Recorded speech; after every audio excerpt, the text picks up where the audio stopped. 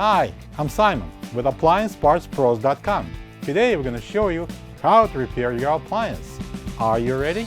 Remember, anytime you work on your appliance, make sure it's unplugged or the circuit breakers are off so there's no chance of electrocution.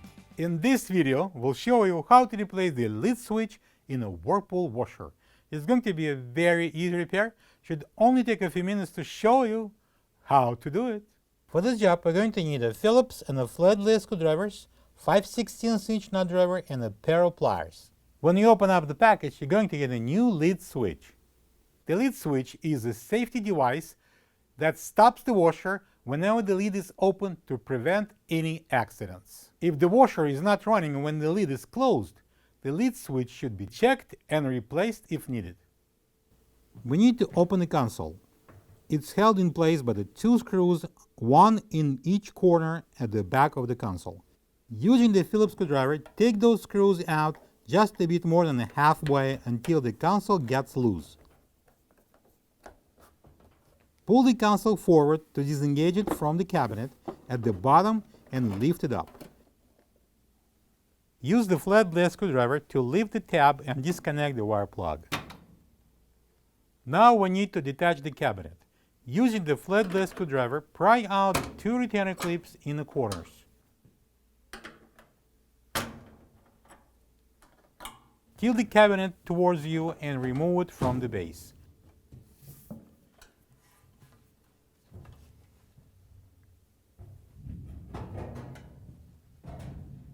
Place it on the floor.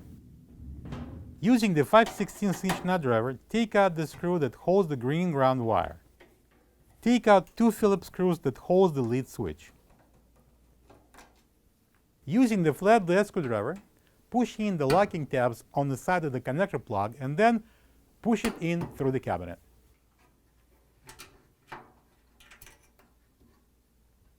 Using the flathead screwdriver, push in the tab and remove the switch from underneath of the cabinet.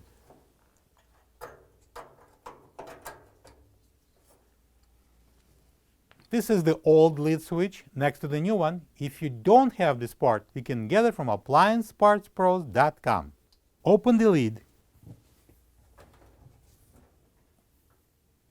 Slide the 90 degrees tab in, then lift the switch up and lock the opposite tab.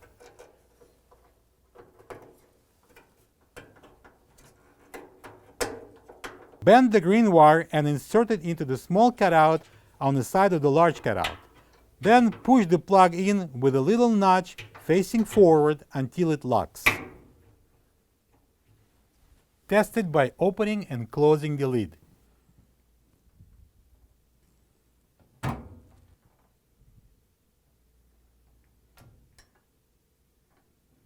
Secure the switch with a couple of Phillips screws. Then secure the green ground wire to the cabinet with a 5/16" screw. Now we are ready to install the cabinet back onto the base. There are 4 mounting tabs at the base, 1 in each corner and 4 slots in the cabinet. Each corresponding pair must interlock or the washer won't be stable during the spin. Make sure the tabs are straight. If not, bend them vertically with the pliers.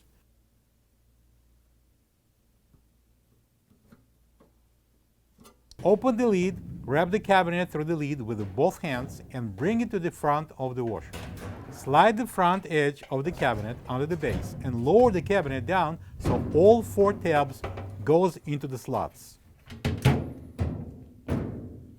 Push the rear panel in so the cabinet is flush with the rear panel. Hold it with one hand and install the retainer clip with unhooked end inside the rear panel and push it down to lock in. Repeat the procedure on the opposite side. Reconnect the wire plug. To close the console, we need to match the clips at the bottom with the cutouts in the cabinet and slide the console back to lock it in.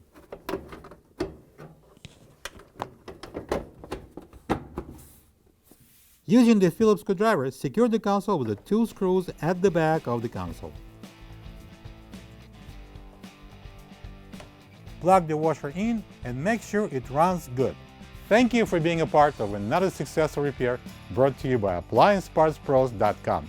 For any of your future appliance repair projects, please check out our other repair videos available on our site, on Facebook, and on YouTube.